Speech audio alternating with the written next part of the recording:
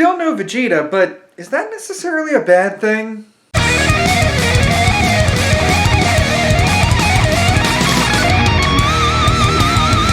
What's up everybody, StepDez here, and welcome to another edition of Dragon Ball Days.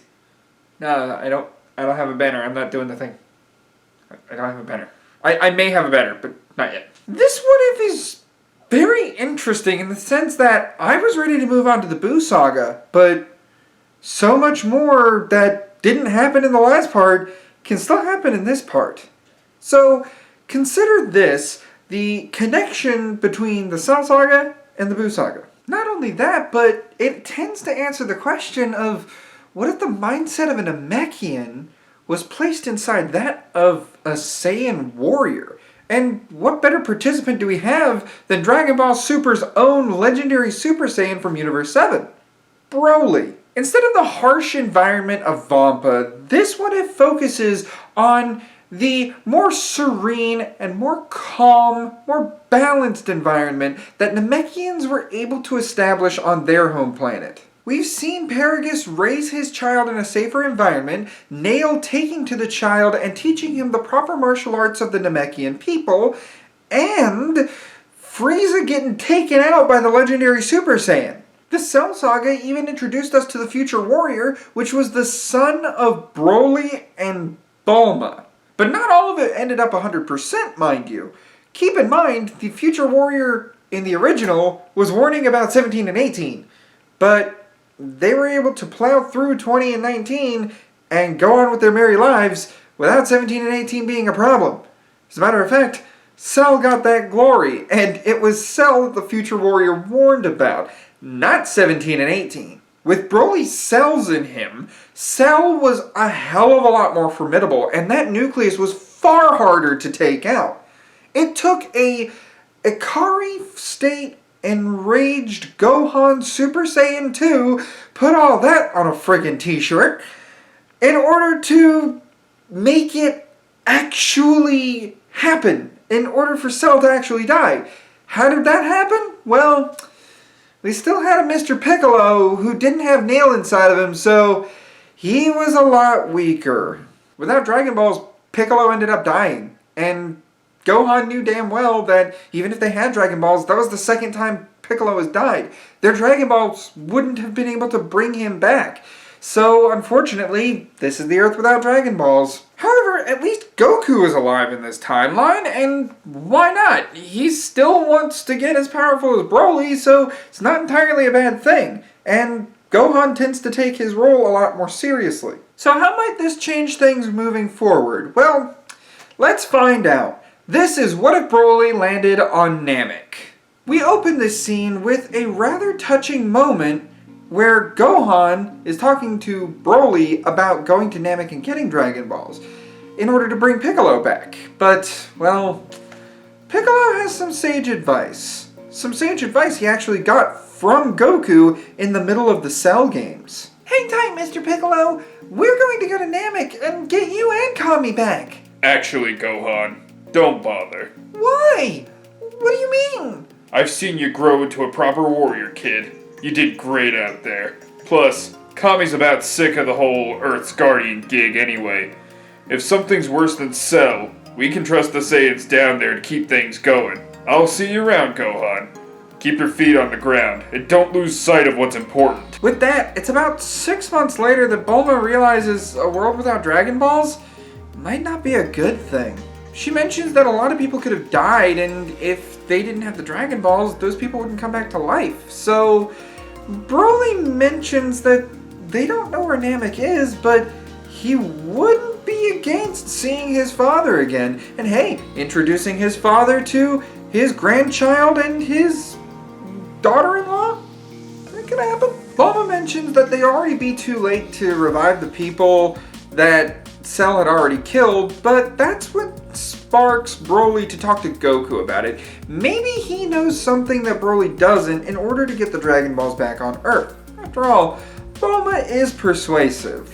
Bulma, Broly, and Baby Trunks have a day on Mount Paozu, and while the ladies talk about the newly born Goten and Trunks being friends in the future, as well as exchanging knitting patterns or cake recipes or whatever these women do, Goku and Broly get some training in, and in the middle of a break, Broly does pop the question about how can we get to Namek? Luckily, Goku does not have the answer, but he does know someone who does have the answer.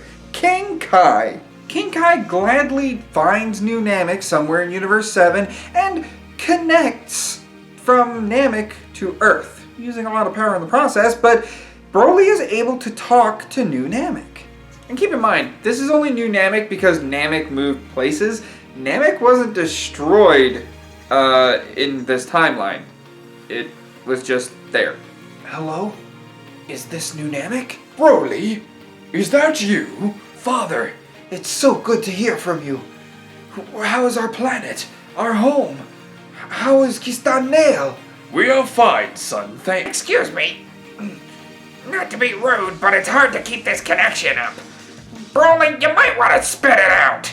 My apologies, King Kai. Father, Earth's lost their Dragon Balls and their guardian has gone to Otherworld. We were hoping that a Dragon Clan Namekian would be happy to take his place. Oh, certainly, my boy. Give me some time to talk it over with Grand Elder Mori. King Kai, may I pray to you when I wish to talk to my son again? Sure thing. I'll give him a call when you're ready. Good. I'll see you soon, son. Your father loves you very much. And you, Father. In about a week, Dende is nominated and Paragus does make the connection. Bulma, Broly, and Baby Trunks all transporting to Namek. The first wish is for Broly to go to Namek. The second wish is for the people killed by Cell to be revived. Unfortunately, this means Piccolo and Kami, but they actually kind of barter. They say that they don't mind being revived, but they're coming to Namek. They don't want to be hanging out on Earth too long. Plus, Kami kind of misses his own planet. He has better memories of it, and Piccolo doesn't mind. And so the third wish is to transport not only Piccolo and Kami to Namek, but Bulma and Baby Trunks as well, so that Paragus can meet his grandson and his daughter-in-law. And so, the Briefs family gets a vacation on Namek. Leaving the planet in Goku and Gohan, as well as the rest of the Z Fighters care, they've got it under control. Cell's taken care of. Cell is taken care of. The wish revived all of Cell's victims. 17 and 18 end up waking up in the lab that they were absorbed in, and they realize what went on. They also found 16, so opening up that pod seems pretty straightforward, right? This is where things change. 16, being knowledgeable about the computers, would know how to get the data from Gero, and he discovers that 19 and 20 were taken out, and Gero turned himself into an android. He didn't even bother waking them up again. So the next place they're gonna want to go is Son Goku's, right? Nope. Well, that's interesting. Never nope joked like that before, Schmidt. As androids, it is our prime directive to eliminate Son Goku. Why do you not follow this prime directive? See, things are sounding a lot like Gero in here. I don't like that one bit. Neither do I. Let's fix that. The twins end up betraying 16 outright, and nobody can sense androids. 16's alone on this fight, and naturally, he is broken and left out of commission at Gero's lab. As a matter of fact, the above lab portion of Gero's lab, that doesn't make it. Yeah, they're gonna blow that sky high. But the sub lab's still intact. To people who think they wouldn't do this, they wouldn't betray 16, keep in mind, the last time they saw Gero was doing experiments on him. And the next thing they hear out of this lab is a prime directive from Gero from this android. That's not gonna jive well with them. Of course they're just gonna team up and take him out so that they don't have to deal with that. Much like in the future, Saga, the teens would just enjoy a nice helping of destruction, and with no legendary Super Saiyan nearby, yeah, it's up to the Z Fighters, and the first one to bite the dust is Yamcha, so, Schmidt, pose. Thank you. Sensing his power go out, though, Tien, Krillin, and Chaozu would be the next to arrive on the scene. And sensing those powers go out, makes Gohan kinda iffy. He does sense that his dad's heading to the city, so maybe his dad will be able to do something, you know? But Goku is pissed off when he gets there because Krillin's down and Tien and Chaozu are dead. Krillin's barely alive, but down. Sensing his father's ki go in and out, Gohan has to bite the bullet and take an extremely long bathroom break. Gohan then arrives to give his dad some backup, and Goku and Gohan together take on 17 and 18. The difference between this and the Future Saga? Full-powered Super Saiyans.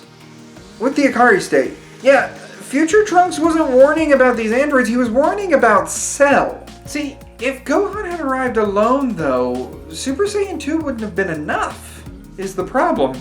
Because it would still be a 2-on-1 bout. That's what 17 and 18's power was. If one couldn't handle it, the other got in, and both of them could handle it because they didn't have to worry about ki. Here, we have Goku taking care of one and Gohan taking care of the other. One's a full-power Super Saiyan with the Akari state, and the other one is a Super Saiyan 2 with the Akari state. 17 and 18 are eliminated by the father-son duo. Bulma's family would return to Earth sometime later, they would have Dragon Balls, everything would be back to normal. Piccolo and Kami would elect to stay on Namek for a little while, but a quick Dragon Ball wish is enough to get them to Earth, should they choose to. Upon hearing the word android, Bulma elects to check out the wreckage of Gero's lab. And that's where this timeline closes for right now. So what do you all think? Do you think 16's gonna make a resurface? What about the Cell embryo? Do you think Bulma's really gonna push things for the future? And could this victory mean a lot to Gohan in the Buu Saga? Go ahead and leave a comment below! For more what-ifs in the realms of video gaming and Dragon Ball alike, such as the Skullomania series that will be coming back as a new part, a new what-if, sometime in the future of this channel. Go ahead and hit that subscribe button. If you'd like to contribute to the wealth of the community, then the Stev Discord and the Stev Des Patreon are in the Stev description below. We'd love to have you on the Discord. We got a bunch of friendly folks all willing to talk Dragon Ball what-ifs, video game what-ifs, whatever have you. And seriously, don't forget to subscribe because I still have yet to put a poll on that community tab, so you're gonna want to vote when that comes out. Like the video if you enjoyed it, and as always, I'll see you in the next one. Ciao.